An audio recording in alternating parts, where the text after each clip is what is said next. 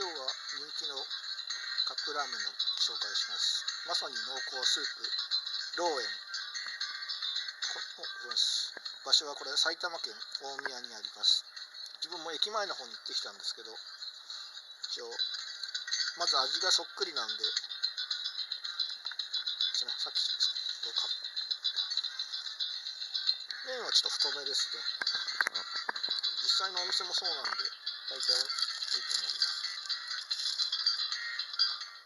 かき混ぜ、この魚粉を入れる魚の粉が入ってますんで、かき混ぜますね。さて味はどうでしょうか。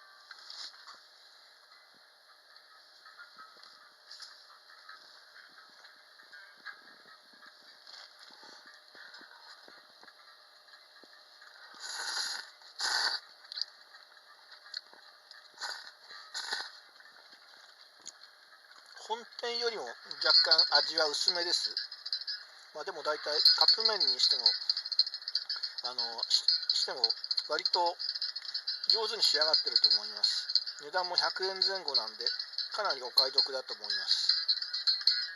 では失礼します。